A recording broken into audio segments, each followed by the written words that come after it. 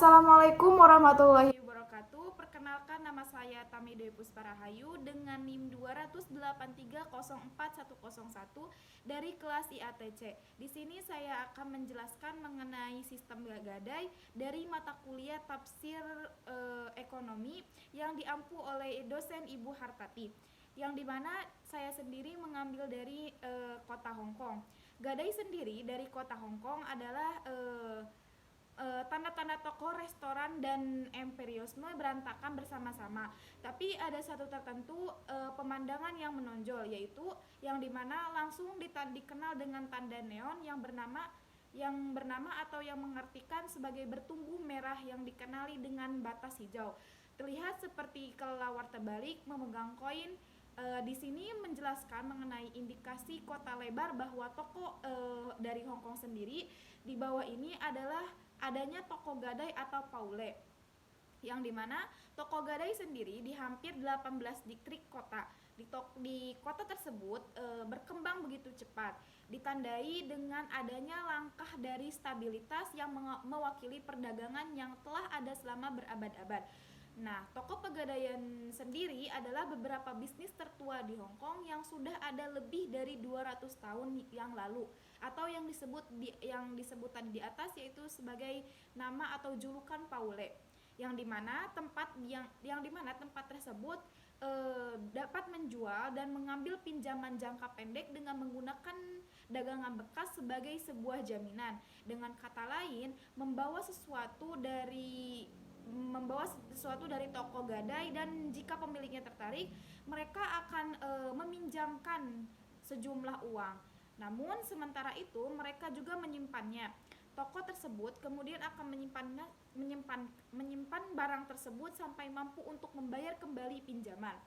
Nah, Hong Kong di sini adalah salah satu kota termahal di dunia, yang dimana begitu banyak uang atau toko pegadaian yang masih populer saat ini. Sampai pada 1821 ada 16 toko gadai di kota tersebut.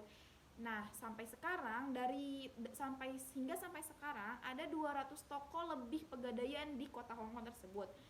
Dan selanjutnya, toko-toko ini dipandang sebagai nilai bisnis yang diatur oleh pemerintah. Mereka juga tidak diperbolehkan untuk mengisi lebih dari 3% bunga per bulan, dan pinjaman dibatasi untuk 100.000 atau kurang di masa lalu.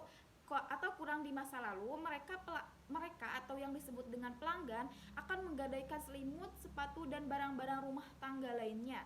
Hal-hal yang umum sekarang tetapi sangat bernilai. Jadi bisa dapat disimpulkan cerita dari pegadaian Hong Kong tersebut, yang dimana negara Hong Kong atau kota Hong Kong sendiri masih menganut sistem gadai, yang dimana dari sejak zaman 1821 sampai sekarang udah lebih dari 200 pegadaian di kota Hong Kong tersebut. Nah, sistem pembayarannya juga sangat bernilai amat mahal, atau bisa ditarik dengan barang-barang yang sampai sekarang bisa bernilai, yang dimana bisa disebutkan di atas tadi, yaitu sebagai sarana prasarananya itu sebagai sepatu, barang-barang rumah tangga lainnya. Di kota Hong Kong tersebut barang-barang rumah tangga atau kayak sepatu dan lain sebagainya itu masih disebut barang-barang yang mahal yang bisa digadaikan. Nah, terus simbiolisme atau Hong Kong toko gadai memiliki fitur yang berbeda. Hal pertama yang bisa kita lihat yaitu memasuki sebuah toko atau layar kayu besar yang bersegi panjang. Nah, di sini dimaksudkan untuk menyembunyikan klien dari orang yang lewat. Nah, apa yang dimaksud dengan menyembunyikan orang yang lewat? Nah, seperti meja kantor yang terletak persis di belakang layar kayu agak tinggi, ini untuk menekankan status yang unggul sebagai tukang gadai dan mencegah orang-orang melihat bagaimana para karyawan menilai barang tersebut.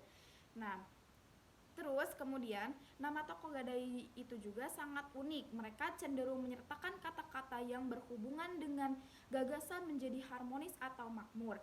Harapannya adalah ini akan mendorong sebuah bisnis dan membawa keberuntungan bagi toko tersebut, atau yang bisa disebut di negara tersebut adalah sebagai kota Faule, atau nama lain dari kota pegadaian tersebut. Terus ada pun beberapa contoh dari Tung Cheong yang berarti bersama dalam harmoni dan Wimbo yang berarti harta abadi. Di sini menjelaskan filosofinya bahwasannya desain atau papan nama tersebut dengan tongkat dan koin terbalik juga beruntung. Kata bahasa Cina yang disebut di sana yaitu menjadi fortune atau sementara perasa upside down bad. Terdengar mirip dengan poke down yang berarti nasib baik telah tiba. Nah, jadi eh, lain kali atau tanda neon dari toko gadai tersebut dipastikan untuk mengambil beberapa foto sementara Anda bisa memiliki kesempatan dalam sistem menganut gadai atau pegadaian dari kota Hong Kong tersebut. Sekian penjelasan dari saya. Kurang lebihnya mohon maaf. Wabillahi taufiq walhidayah. Wassalamualaikum warahmatullahi wabarakatuh.